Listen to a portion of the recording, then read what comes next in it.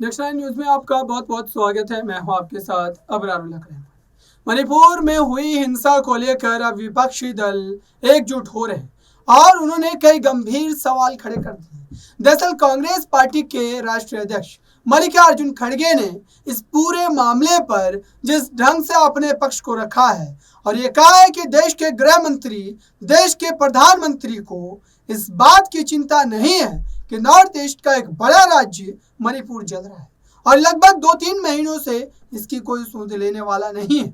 और ये कहा जा रहा है कि सरकार दरअसल इस पूरे मामले में जातिगत राजनीति को लेकर यहाँ पर खामोशी बनाए रखी है, क्योंकि अब आने वाले समय पर जो चुनाव होने वाले हैं उस चुनाव को देखकर यह राजनीति जो चुप्पी है वो देखने को मिल रही है। हालांकि आज से जो मानसून सत्र शुरू हो रहा है इसमें इस मुद्दे को उठाए जाने की खबर आ रही है और विपक्ष, समान विचारधारा की जो तमाम दल हैं वो एक साथ बैठकर इस पूरे मुद्दे पर चिंतन मंथन करेंगे और प्रधानमंत्री नरेंद्र मोदी और भारतीय जनता पार्टी के उस नीति को लेकर सवाल पूछे जाएंगे कि अगर नॉर्थ ईस्ट में प्रधानमंत्री नरेंद्र मोदी चुनावी प्रचार प्रसार के लिए पहुंच सकते हैं तो क्या इस वक्त जल रहे मणिपुर में उनका जाना जरूरी नहीं है।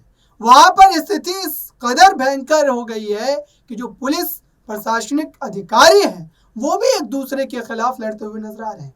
और इस पूरे मामले पर मल्लिकार्जुन खड़गे ने कौन से गंभीर सवाल खड़े किए हैं, क्या प्रश्न पूछे हैं, वो एक बार आपको जरूर सुननी चाहिए। सुनिए इस बयान को। देखिए, वहां पर इतनी हिंसा घट रही है और हम आज वो मुद्दा उठा रहे हैं। मैंने भी नोटिस दिया है और पार्टियों ने भी दिया है और हमारे पार्टी के अनेक नेता भी नोटिस दी है और देखेंगे हमारे चेयरमैन साहब इसको उठाने देते हैं या नहीं।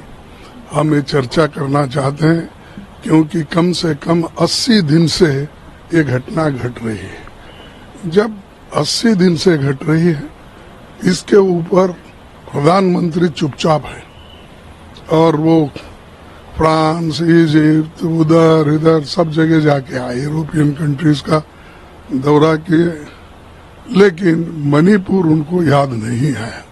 और मणिपुर में जाके कम से कम एक मीटिंग करके लोगों को बुला के सांत्वन कर सकते थे।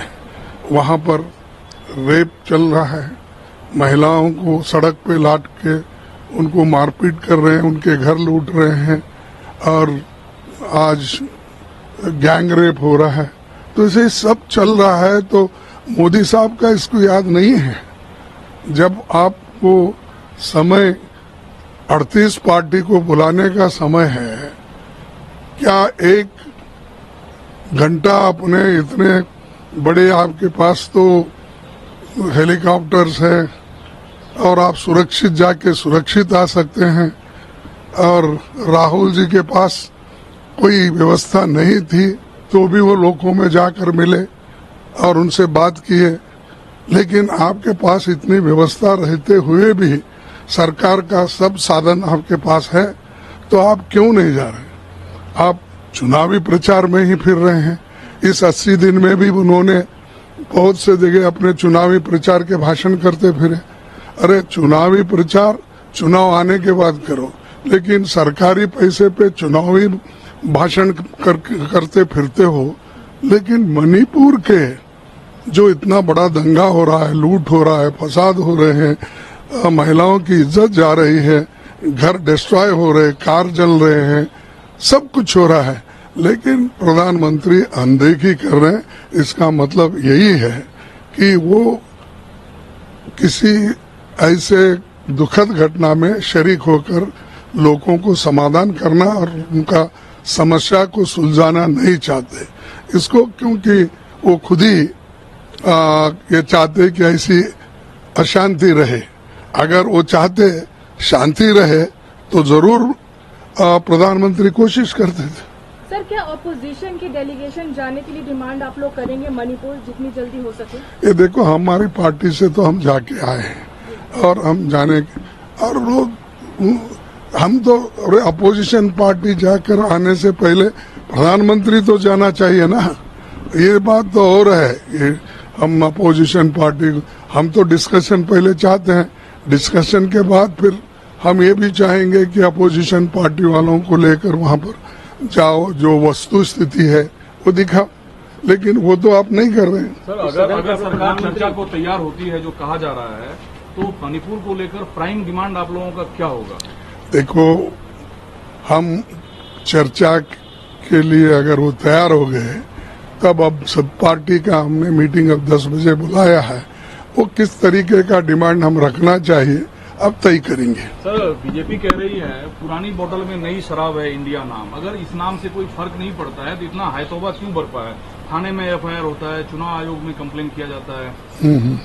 तो क्या बोले, वो पुराने जो नाम बदलने से कुछ नहीं होता, पुराने बॉटल में नई शराब भरने से कुछ नहीं होता। नहीं, उनको आदत है शराब पीने की, नए नए बोतलों में पीने की आदत है, तो नया शराब कोई आया होगा, पिए होंगे। लेकिन हमको ये करना, दिखाना है कि जनता के जो समस्याएं हैं, अनएम्प्लॉयमेंट है, इन्फ्लेशन है, आज क्या वेजिटेबल के क्या आज दाम है। अरे टमाटो जैसे टमाटे जिसको जो रास्ते पे फेंक देते थे लोग हमारे पास कोला गिलार में, आज वो टमाटे की कीमत 300 रुपए केजी, 250 रुपए केजी ऐसा हो रहा है। इधर उनका ध्यान नहीं है, सिर्फ बोतलों की तरफ भी ध्यान है। तो कर्नाटका में मिसबिहेव को लेकर 10 भाजपा के विधायकों को सस्पेंड किया गया है, पेपर फेंक रहे थे स्पीकर पे। नहीं, मैं वहाँ के, देखो वो असेंबली है, वहाँ की बात यहाँ नहीं करता। यहाँ हमको ही बाहर डाले हैं, डिस्क्वालीफाई किए हैं। एक महिला जो उनके पिताजी स्वातंत्र यानी फ्रीडम फाइटर, ऐसे लेडी को अब सदन में कम से कम अब निलंबित करके 2 महीने से ज्यादा हो गए, 2-3 महीने हो गए, और वो जाकर खुद मिल रही है, लेकिन उसका अभी भी वो रिवोक नहीं हो रहा, क्योंकि सरकार वो रिवोक होने नहीं देती। चाहे वो अपने चेयरमैन साहब रिवोक करना चाहते हैं तो भी मैं समझता हूँ, मेरे ख्याल से कि मेरा एक अंदाज है कि कोई एक दबाव किसी तरफ से आ रहा होगा, इसीलिए एक महिला का कोई ऐसा बड़ा जुर्म नहीं था। आज तक मैंने कभी नहीं देखा कि, क्योंकि मैं सदन में वहाँ लोअर हाउस में भी था, यहाँ 52 साल से हूँ, मैं ऐसा नहीं देखा। किसी को निलंबित करते हैं तो एंड ऑफ द सेशन तक करते हैं या 8 दिन के लिए करते हैं।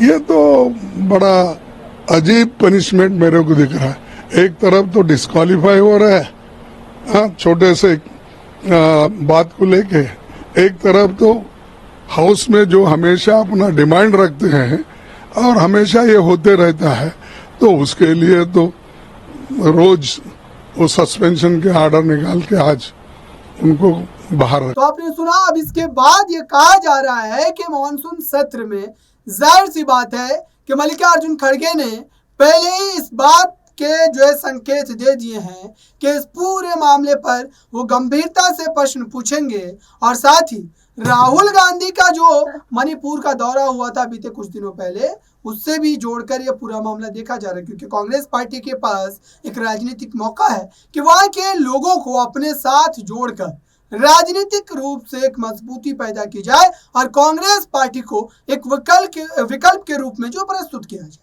हालांकि इसको लेकर के कितनी ज्यादा सफलता मिलेगी कांग्रेस पार्टी को, ये तो देखना होगा, लेकिन फिलहाल इतना तय है कि बीजेपी के लिए जो राजनीतिक रास्ते हैं वो अब बंद हो रहे हैं, राजनीतिक रास्ते जो है वो खत्म हो रहे हैं। फिलहाल इस खास रिपोर्ट में बस इतना ही। देखते रहिए ताज़ा तरीन खबरों के लिए नेक्स्ट 9 न्यूज़ को। धन्यवाद।